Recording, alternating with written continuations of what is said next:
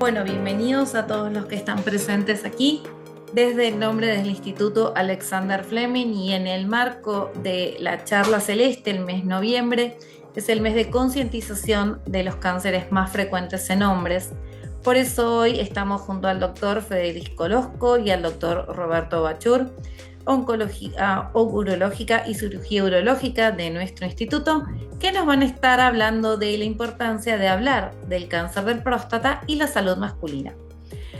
Van a ver en sus pantallas que hay una opción que se llama Q&A. Ustedes pueden dejar allí sus preguntas que al finalizar la charla las vamos a ir conversando con los doctores. Así que por favor pueden ir dejando allí sus preguntas y nuevamente gracias a todos los que se están sumando.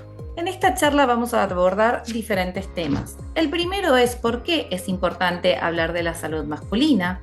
Luego, propiamente dicho, qué es el cáncer de próstata, cuándo realizar los controles, cómo se realizan, cuáles son los tratamientos frecuentes y cuáles son aquellos más innovadores, algunos mitos y verdades sobre salud masculina y el cáncer de próstata y, como les mencionaba previamente, el espacio de preguntas y respuestas.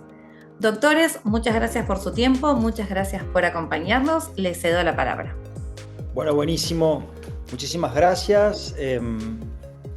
Estamos acá junto con el doctor Roberto Bachur, con quien trabajamos codo a codo todos los días en la unidad de tumores genitourinarios del Instituto Alexander Fleming.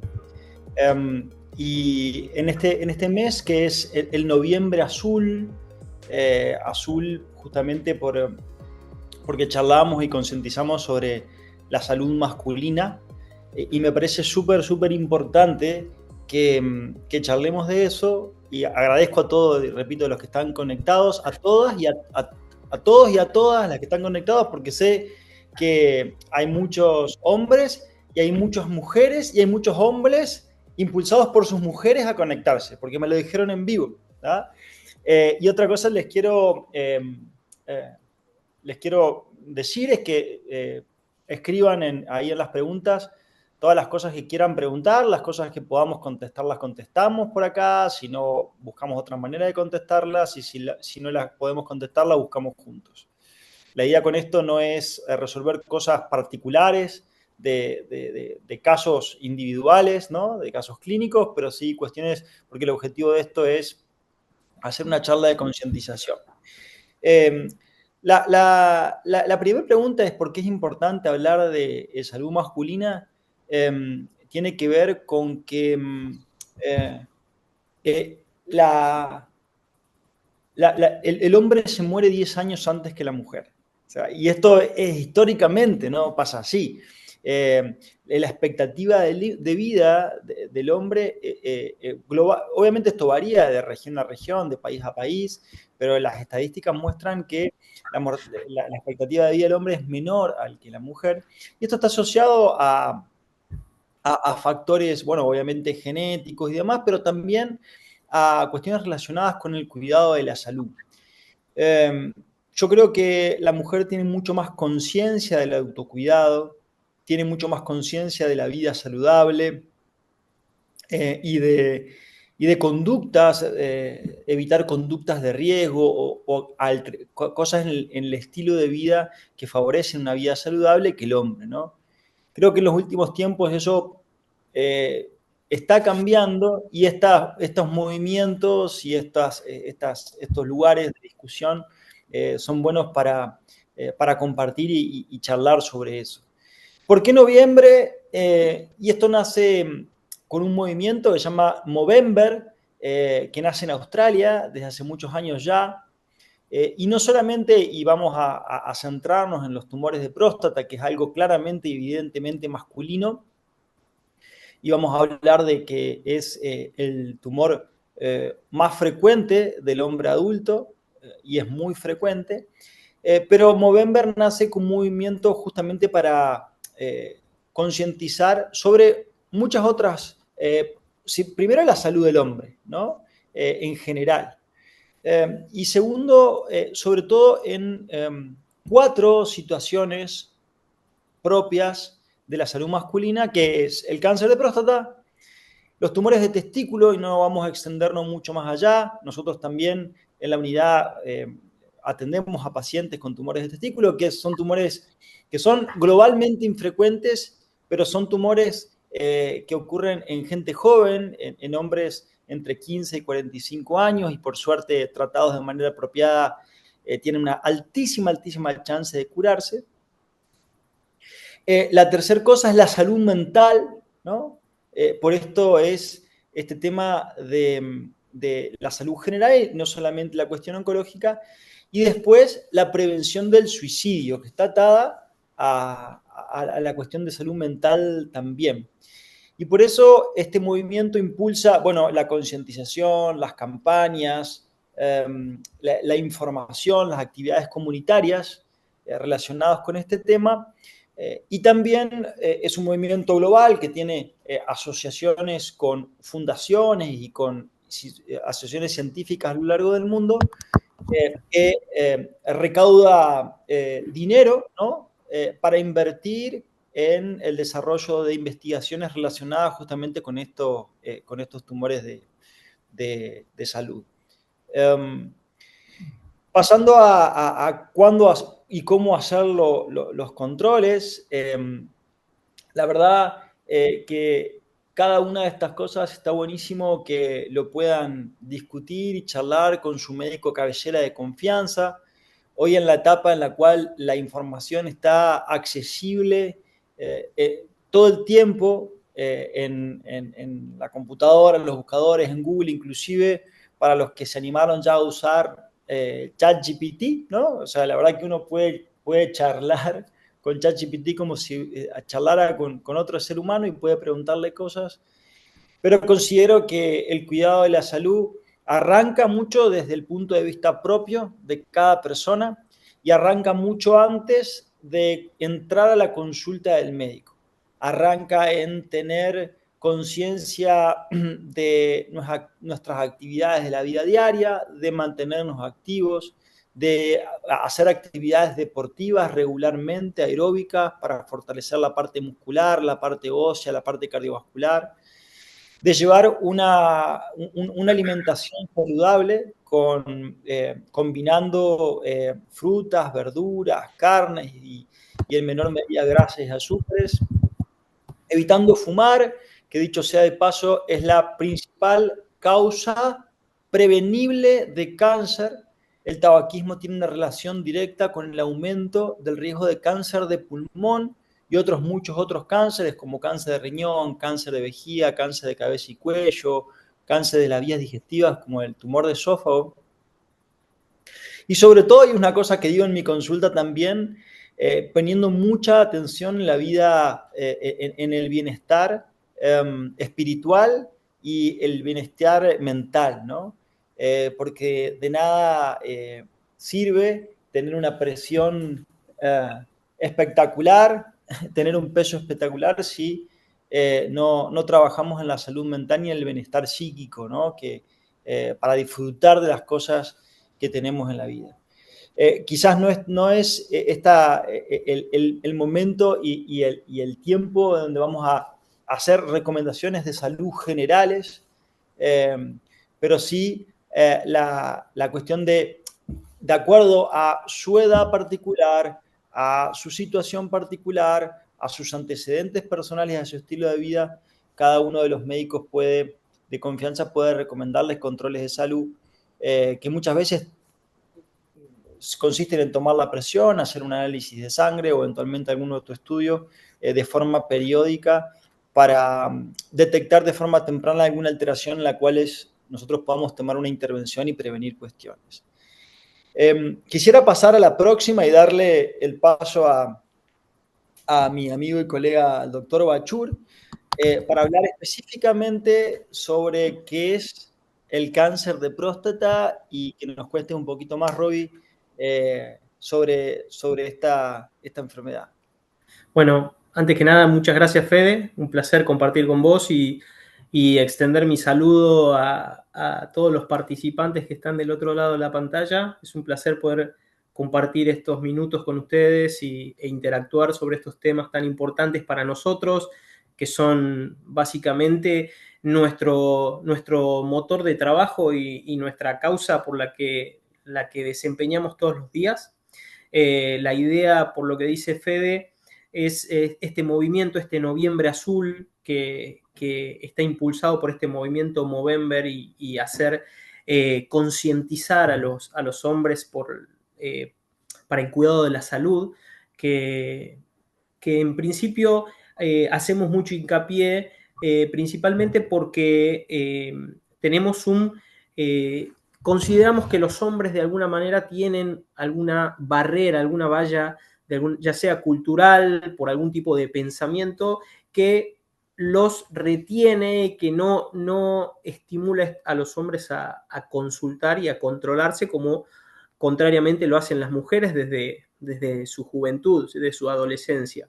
Y si nos enfocamos dentro de los problemas que había nombrado Fede anteriormente y hacemos hincapié en el cáncer de próstata, bueno, principalmente los hombres siempre se preguntan para qué sirve la próstata, qué es la próstata, y hacemos, para describir brevemente qué es la próstata, es una glándula del aparato genital masculino que lo que produce complementa el semen masculino, ¿sí? De alguna manera secreta sustancias para complementar el semen y darle mayor propiedad y su capacidad a los espermatozoides para la función de la fertilidad. Y esta glándula se ubica por debajo de la vejiga, por delante del recto y engloba la uretra. Por lo tanto, este cáncer de próstata también, la próstata en sí, tiene un efecto o tiene receptores hormonales. Por lo tanto, el cáncer de próstata es un crecimiento de células malignas en la próstata, por eso lo llamamos cáncer de próstata, y tiene su influencia hormonal, cuya mayor incidencia está en los pacientes mayores a 50 años. Desde 50 a 75 años es cuando aproximadamente tratamos de incentivar los controles de los pacientes. ¿Podemos seguir a la próxima? Bien. Ahora, si hacemos un hincapié con respecto a los controles que tenemos que hacer, qué controles se tienen que hacer los pacientes con respecto al cáncer de próstata, cómo, en realidad, antes de indicar el cómo, lo ideal sería empezar cuándo deberían hacerse estos controles los pacientes, que en realidad siempre promocionamos que los pacientes a partir de 50 años sin antecedentes familiares oncológicos y sin haber tenido previamente ningún motivo de consulta que amerite una consulta previa a esa edad, tratamos de que estos pacientes consulten para primero tener una charla, explicarle de qué se trata un control, de qué se trata un screening o una detección temprana del cáncer de próstata y cómo se hace cada una de ellas, ya sea hablando un poco de lo que significa el laboratorio, el famoso PSA, que es el antígeno prostático específico, y cuáles son las diferencias entre hacer o no hacer un tacto rectal, cuál es la importancia de ello, si se puede evitar, si no se puede evitar. Creo que es muy importante, primero que todo, informarle al paciente cuáles son las ventajas de lo que estamos haciendo y de lo que no estamos haciendo. En este caso, hablamos de un corte de 50 años hacia adelante. También hay, como tiene una influencia familiar, a los antecedentes familiares son muy importantes, principalmente en pacientes que tienen antecedentes oncológicos en familiares de primer grado. Se sugiere un control más temprano, un control más precoz en pacientes desde los 45 años. ¿Tenés algo para comentar, Fede, al respecto? Solamente me parece, estoy en línea con todo lo que has dicho. Solamente agregar que quizás para las personas que nos están escuchando, hay un poco de ruido con respecto a hacer controles, no hacer controles, cómo lo hacerlos. Entonces, esas cosas a veces confunden, ¿no?, a la gente. Sin ir más lejos, hablábamos con Roy minutos antes de la charla de que en las últimas semanas hemos visto titulares en diarios y demás que, por un lado, decían de que esto era tremendo y advertían cosas y generaban pánico con respecto a los controles. Y por el otro lado, un anuncio de una conocida cobertura de salud privada de la Argentina diciendo por qué no es necesario hacerse control, o sea, por qué no hay que controlarse. La realidad es que los controles en la edad en la que dijo Robbie, entre 50, y la verdad que la edad biológica es bastante relativa hasta cuándo, ¿no? De acuerdo al mejor criterio médico, son importantes justamente para detectar algunos tumores que necesiten tratamiento. ¿Y por qué lo digo así? Porque dentro de los tumores de próstata hay un subgrupo que son tumores de tan bajo riesgo que hasta los controlamos y no hacemos un tratamiento activo, hacemos algo que se llama vigilancia activa. Y abordo una de las preguntas del chat de Luis, ¿no? Esto de cuándo se considera apropiada la vigilancia activa. En un último congreso, una de las cosas, un congreso más importante de este tema es en San Francisco, que se hace todos los años de la Sociedad Americana de Oncología. Una sesión era si debíamos seguir llamando a estos tumores buenitos de próstata tumores o no, ¿no? Y ¿cuándo se indica la vigilancia activa sin un tratamiento? Cuando soy tumores de muy bajo riesgo. Hay cosas en la biopsia, hay cosas en el tacto rectal, hay biopsias, cosas en el laboratorio que nos indican que los tumores son tan de bajo grado que uno puede convivir con ellos y la chance de que esto empeore, ¿no? Sobre todo que crezcan localmente o se vayan a otro lugar, es muy baja. Entonces lo que hacemos, los controlamos sin un tratamiento activo y esa opción está, ¿no? Pasando a la última pregunta de esta placa, esta si tiene relación con los antecedentes familiares u otros tipos de cáncer. Claramente las recomendaciones que se hacen para la población general a veces no pueden aplicarse a cada persona en particular. Uno hace recomendaciones, ¿no? a todas las personas, pero por otro lado, cada uno tiene nuestra historia individual. Y la gran mayoría de los tumores de próstata surgen de manera esporádica, es decir, que hay una célula normal que se volvió loca y empieza a reproducirse de forma descontrolada y crece, y no hay ningún antecedente o una cosa que predisponga de manera concreta al tumor, ¿no? Pero sí hay gente que tiene una predisposición a generar tumores, particularmente cáncer de próstata, y eso lo tenemos que sospechar cuando hay antecedentes y sobre todo múltiples antecedentes en la familia, en familiares del primer grado, sobre todo si el papá o hermanos demás tienen cáncer de próstata, antecedentes de cáncer de mama en la mujer, ¿no? Y también la aparición de tumores de próstata en edad temprana. Como decía Roy recién, esto es muy frecuente y el principal factor de riesgo del cáncer de próstata es la edad. Cuanto más grandes somos, más chance tenemos de tener esto de tumor de próstata.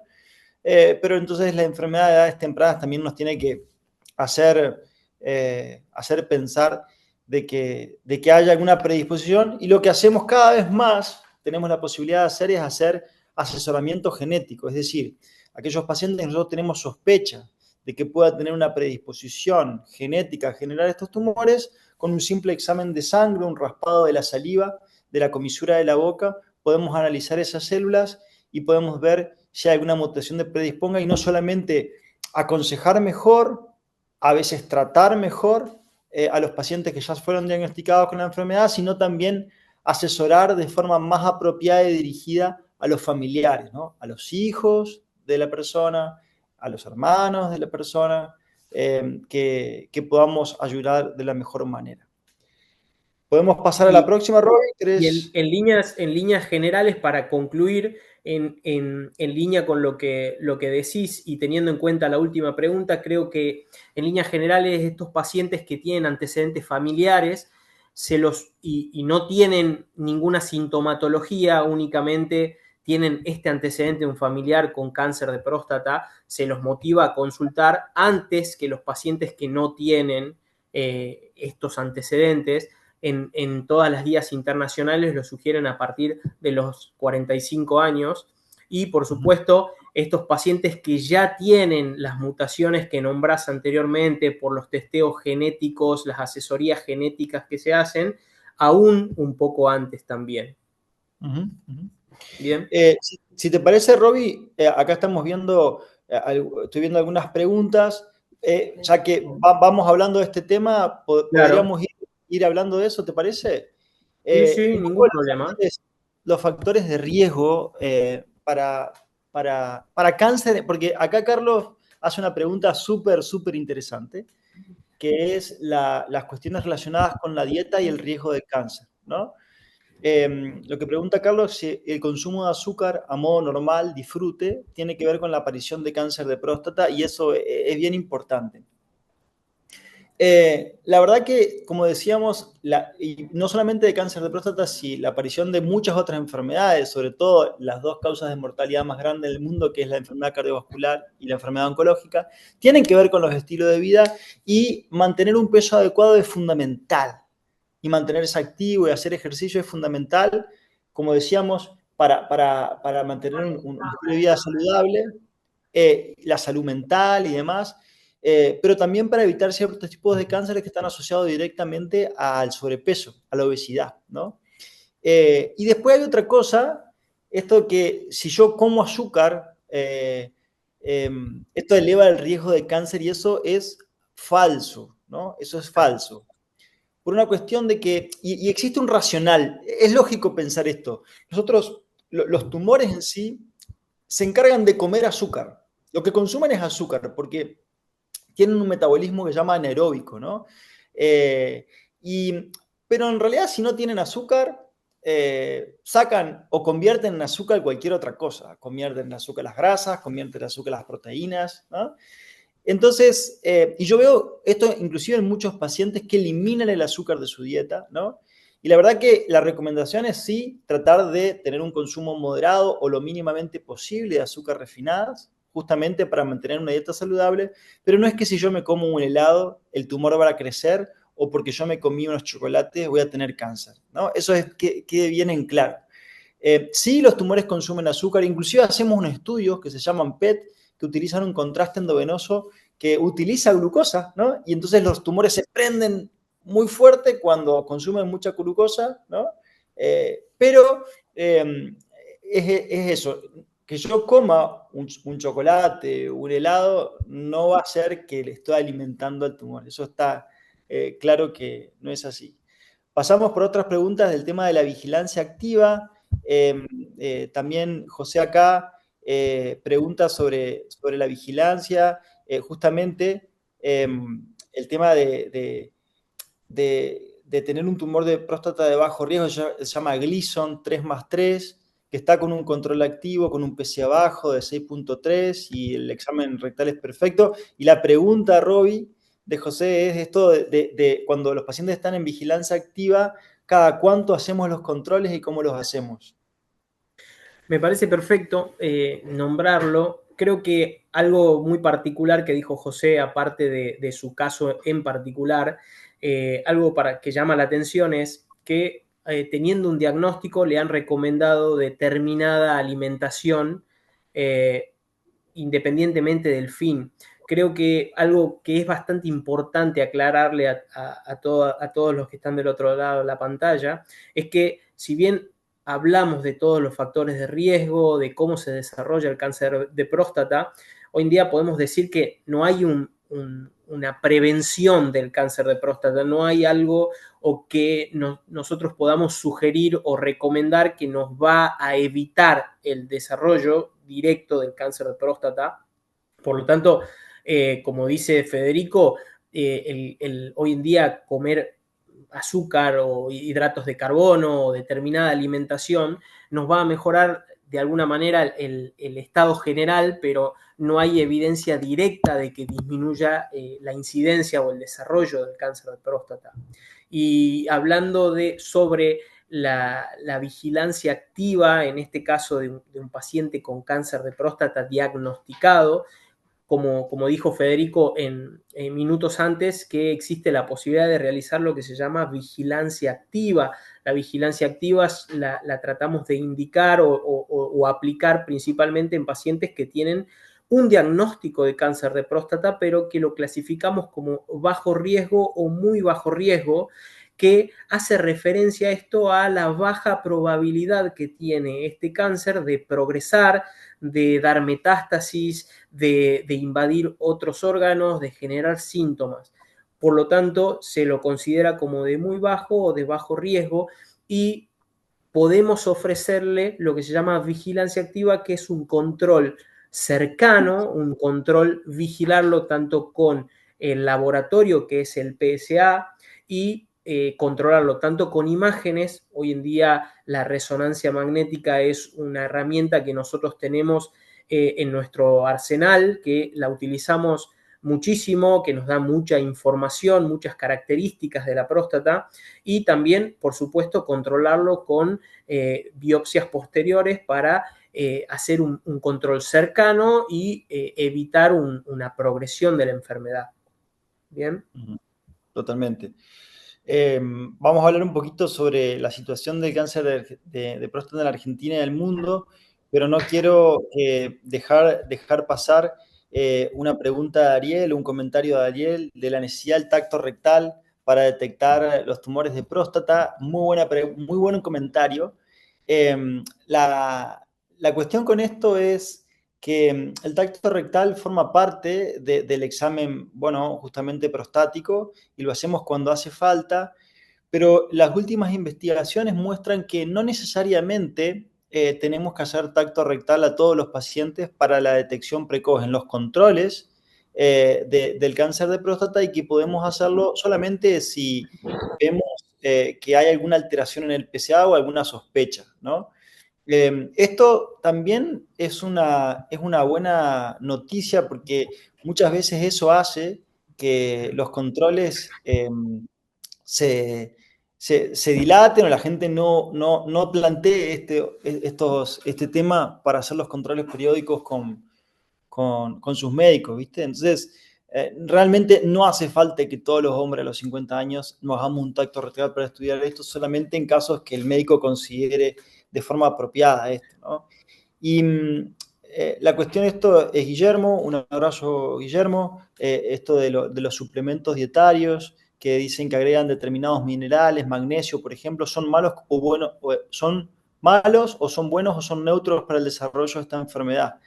En realidad no hay ninguna evidencia científica que muestre que los suplementos dietarios disminuzcan, aumenten el riesgo de esto, o sea, sobre todo estas cosas que estamos hablando, los complejos vitamínicos y demás, o sirvan para evitar el tumor o tratarlo de forma apropiada, ¿no? Eso no hay ninguna evidencia científica que muestre que aumente el riesgo o lo disminuzca.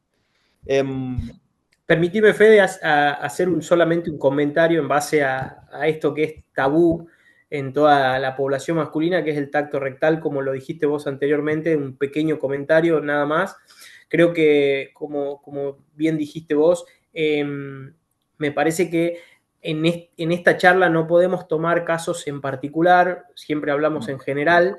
Hoy en día hay una tendencia bastante grande en tratar de alguna manera en seleccionar los pacientes que necesiten o no necesiten hacer tacto rectal. Ya no es todo global que cada paciente que entra por la puerta del consultorio del urólogo se va con un tacto rectal hecho. Tratamos de alguna manera, si bien esto es totalmente cultural, se entiende, uno intenta comprender estas situaciones, y hoy en día el mundo también está en esa dirección, que hay herramientas, hay estudios complementarios que hoy nos permiten dar mucha información ante, por ejemplo, en este caso, una sospecha de un cáncer de próstata, que de alguna manera nos permite estudiar la próstata con grandes características, con muchísima información, y que de alguna manera nos permite disminuir el uso del tacto rectal. Por supuesto que Hoy en día se sigue utilizando, es una herramienta que todos los urólogos lo utilizamos, nos da mucha información con respecto a la consistencia de la próstata y en algunos casos es muy necesario.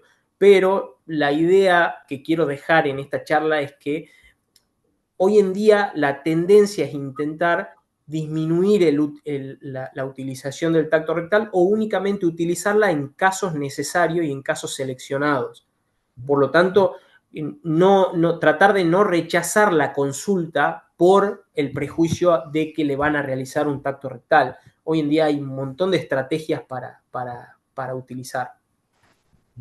Roby, y antes de hablar de la situación en la Argentina, una pregunta también gatillada por el público la pregunta es, ¿el PSA solamente se eleva cuando hay un tumor de próstata?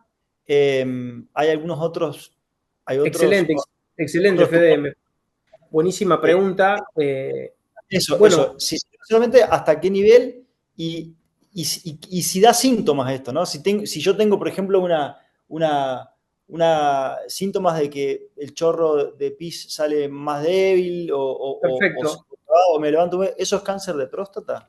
Perfecto, muchas gracias, Fede. A ver, como dijimos en el principio de la charla, la próstata es una glándula. Esta glándula tiene efecto, las hormonas actúan, principalmente la hormona masculina, la testosterona, actúa sobre la próstata. Como también dijo Federico en un momento de la charla, que la incidencia o los casos de cáncer de próstata aumentan cuanto más va aumentando la edad. Lo mismo puede suceder con los síntomas o el agrandamiento propio de la próstata, que se llama hiperplasia prostática benigna. Es un agrandamiento de la próstata a causa de factores hormonales o constitucionales o hereditarios que no significan un cáncer de próstata, son generados también por un factor hormonal, pueden generar síntomas, pueden generar un aumento del PSA también, como también la próstata puede tener otras enfermedades que no son solamente el cáncer de próstata, pueden tener inflamaciones, infecciones, el incremento del tamaño de la próstata, y esto puede generar aumentos de PSA que no se extrapolan a un cáncer de próstata directamente. Por eso es lo necesario estudiarlo, analizarlo, no solamente guiarse por un único resultado de PSA, sino evaluar el contexto clínico de todo el paciente. Perfecto. Avanzamos un poco en un poco lo planteado y seguimos con las preguntas. ¿Cuál es la situación en Argentina? ¿Es diferente al resto de los países de Latinoamérica? ¿Diferente al resto del mundo? ¿Tenés algo para contar, Roby, de esto? Bueno, sí, con respecto al cáncer de próstata en Argentina, afortunadamente este año se están haciendo muchos movimientos como el que estamos haciendo actualmente, de promocionar los controles de salud. Lamentablemente esto es de acuerdo a regiones en Argentina. Por ejemplo, en el norte del país tenemos una alta detección de pacientes directamente que cuando se los diagnostica ya los pacientes tienen una enfermedad metastásica. Por lo tanto, es un paciente que ya no tiene la posibilidad de curarse, ¿bien? Entonces, lo ideal de estas pautas, de estos movimientos de concientización son para que el paciente tome conciencia y tome noción de que es posible controlarse si tiene la mala suerte de diagnosticarse un cáncer de próstata, que trate de ser en una etapa temprana para poderle ofrecer un tratamiento curativo a este paciente. Entonces, en Argentina hoy en día, alrededor, en promedio, un 40% de los pacientes se diagnostican en una etapa avanzada, en una etapa metastásica, en los cuales ya los pacientes ya no tienen posibilidad de curarse de la enfermedad, sino que el tratamiento que hacen es para alargar su tiempo de vida. Perfecto. Justamente por eso tenemos que hablar de la concientización y los controles. ¿Tenemos alguna otra placa donde sigamos? Vamos a pasar los tratamientos y estaría bueno de ver también muchas preguntas. O sea, recordemos que esto obviamente no es para solucionar conductas individuales o hacer recomendaciones médicas, sino que es informativo justamente para que ustedes puedan tener información para ustedes o para su familia. Eh, eh, y hablando de su familia, le mando un saludo a Mirta, que prometí mandarle de que iba a forzar a su marido a conectarse, ¿no? Para escucharme. Ojalá que se haya conectado. Lo prometido, lo deuda ya saldada. Y hay varias preguntas sobre tratamientos y demás, ¿no? Robbie, un resumen un poco de qué tipo de tratamientos existen cuando diagnosticamos la enfermedad, qué tipos de estudios hacemos para saber dónde está localizada la enfermedad, si está localizada ahí, si hay lesiones en otro lado. ¿Hay algunas Perfecto, preguntas también sobre perfecto, métodos de... Fede. Mira, en principio creo que para que la gente que está del otro lado tenga una noción de cuáles son los lineamientos que nosotros manejamos, o por supuesto trabajamos en equipo, tenemos toda la misma línea. La idea es que una vez que el paciente está en estudio, tiene una posibilidad o una probabilidad de llegar a tener un cáncer de próstata, nosotros lo que hacemos es indicar una biopsia de próstata. Obviamente esta biopsia de próstata se puede hacer de distintas formas, de distintas tecnologías, la idea es intentar llegar a un diagnóstico. Una vez que se obtiene ese diagnóstico de cáncer de próstata, tanto el diagnóstico como cualquier otro diagnóstico de cáncer en otro sitio de nuestro cuerpo, lo que hay que hacer es lo que se llama estadificación de la enfermedad. La estadificación hace referencia únicamente a evaluar si, hablando exclusivamente del cáncer de próstata, evaluar si solamente el cáncer de próstata está localizado en la glándula prostática o ya se esparció por otro lado, ya sea ganglios, hueso o cualquier otro órgano. Sí, y en base a eso, eso nos va a dirimir las alternativas terapéuticas de cada paciente. Si nosotros hacemos un poco de hincapié en los pacientes que tienen un cáncer de próstata localizado en la próstata, creo que para dar dos grandes grupos, por supuesto, esto lleva una charla mucho más larga y mucho más fina, pero los dos grandes grupos en un paciente que tiene enfermedad localizada en la próstata son la cirugía o el tratamiento radiante con un tratamiento hormonal. Siempre que en un cáncer de próstata hablamos de tratamiento hormonal, hablamos de la intención de disminuir la testosterona en el paciente, ¿bien? Entonces, existen diversos tratamientos hormonales, pero la función final de hacer un tratamiento hormonal en los pacientes con cáncer de próstata es disminuir los niveles de testosterona en sangre. Diferente es cuando un paciente, cuando se realiza una estadificación, ya tiene una enfermedad progresada, una enfermedad avanzada, en el que se extiende por fuera de la próstata. No sé si querés dar algunos lineamientos terapéuticos en base a eso.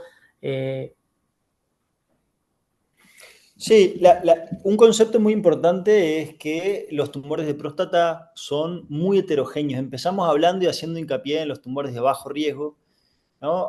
Aquellos que a veces vigilamos y están y no los tratamos o los controlamos nada más.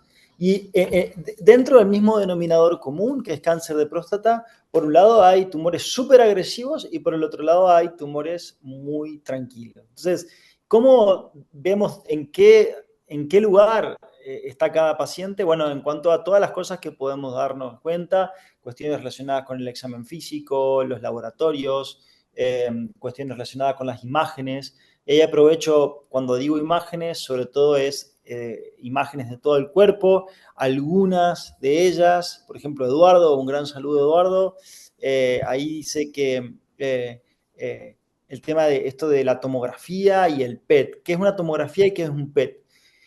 Una tomografía es un método por imagen que lo hacemos acostados en una máquina que utiliza rayos X, y son múltiples cortes como si fueran múltiples radiografías de todo el cuerpo, ¿no?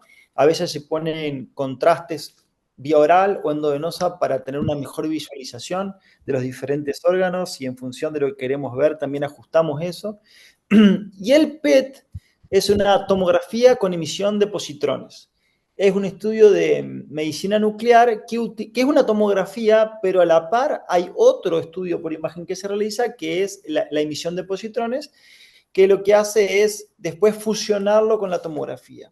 Lo que se utiliza es un contraste particular que tiene un fin específico y que en cáncer de próstata lo hacemos muy frecuentemente porque hay contrastes que se pasan por vía endovenosa que nos permiten ver mucho mejor o diferenciar mucho mejor cuando hay tumor que no hay tumor.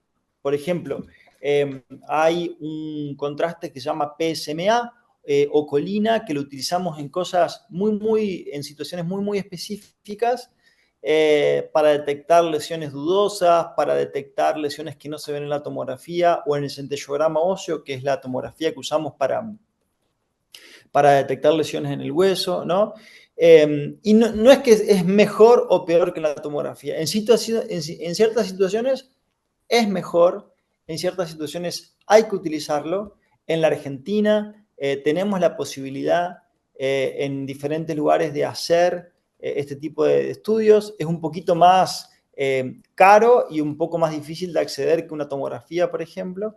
Pero básicamente esa es la diferencia, o sea, que se usa para fines específicos. Y después, pasando a lo que preguntaba Robbie de enfermedad avanzada, cuando decimos el cáncer de próstata se cura cuando está localizado en la próstata, ¿no? Está localizado en la próstata o eventualmente en los ganglios regionales y se cura con radioterapia, se cura con cirugía. Muchas veces esto se combina con tratamientos hormonales que pueden tener formas de pastillas, puede tener forma de inyecciones, ¿no?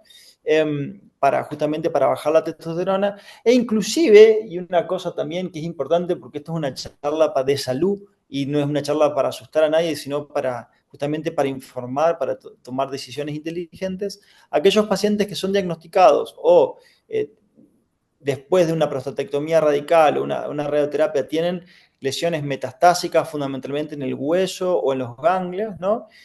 Hay formas muy efectivas de tratar a esos pacientes para que tengan una vida, una buena vida y puedan vivir con el tumor y no tengan problemas con el tumor, ¿no? Y estos tratamientos se adaptan a cada situación en particular, ¿no?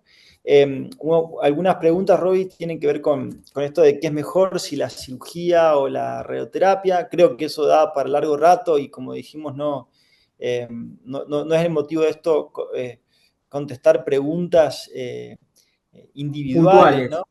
Sí, No, creo que puntuales. con respecto a lo que vos decís, tratamos de no enfocar un caso clínico en particular, pero como algo que me parece muy importante es que los pacientes cuando acceden o realizan un tratamiento de cáncer de próstata, la idea tanto localizado como una enfermedad avanzada, como dijiste recién, es importante saber que existen líneas de tratamiento o otras opciones terapéuticas, que hay cuando un paciente tiene una enfermedad localizada en la próstata y se decide tanto por una como por otra alternativa terapéutica, independientemente de que cada una de ellas lleva una charla muy fina con muchos detalles, hay que saber que existe la posibilidad que de acuerdo a la evolución, los controles posteriores necesiten una nueva terapia, necesiten realizar otro tipo de tratamiento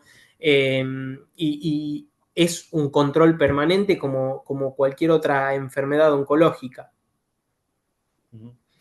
Un saludo a Ariel que se va a hacer gimnasia, dice, espectacular Ariel, ahí siguiendo el ejemplo. Yo creo que va a estar la grabación de esto, así que queda tranquilo.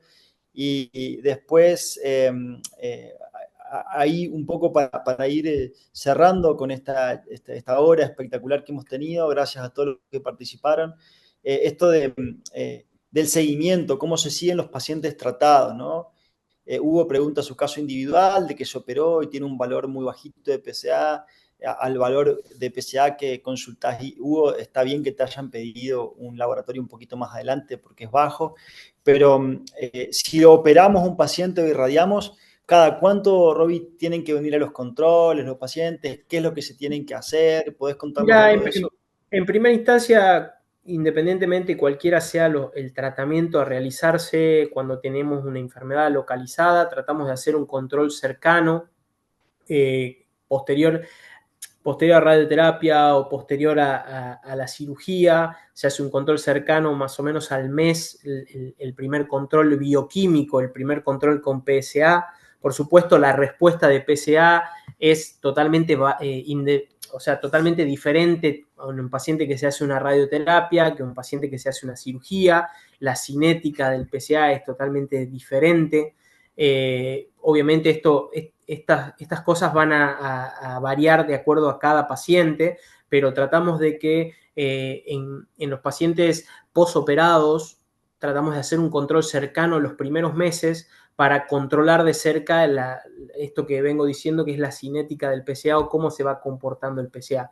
Lo mismo sucede con la radioterapia. Sin embargo, la radioterapia, la diferencia es que va bajando progresivamente y vamos controlando hasta su punto más bajo que llegue de PSA. Bueno, buenísimo. ¿Nos queda algún tema por charlar en las placas que habíamos pensado? ¿Cuál es la próxima ahí? Nos quedan unos minutitos para charlar y anímase a hacer las preguntas que queden. Bueno, esto un poco lo charlábamos, ¿no? Porque de hecho el tumor de próstata es uno de los tumores más comunes a nivel mundial. En Latinoamérica siempre va variando, ¿no? Entre el primero, el segundo y el tercero, ¿no? Hablamos del tacto rectal. A ver la próxima placa.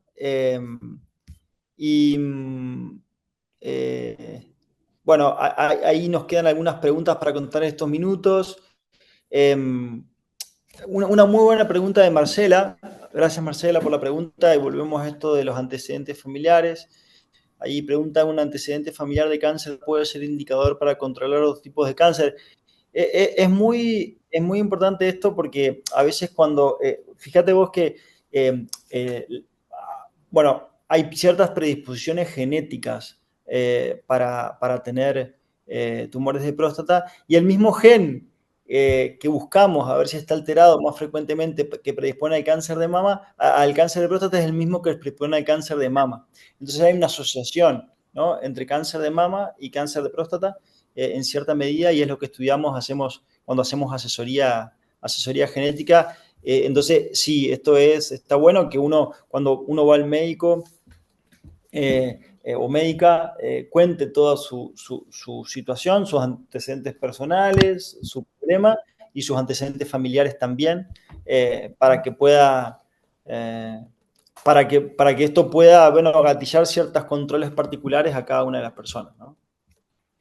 Bueno, creo que ahí veo una pregunta de Sergio que indica a partir de qué valor en el PSA se indica una biopsia. Creo que lo importante de aclararle a Sergio es que no es un punto de corte o no es un número exclusivo, sino que, como dijimos anteriormente, la próstata tiene diferentes enfermedades, puede tener diferentes cuadros clínicos que pueden impactar en un resultado de PSA, y que ese resultado de PSA no se va a extrapolar a un cáncer de próstata de forma directa.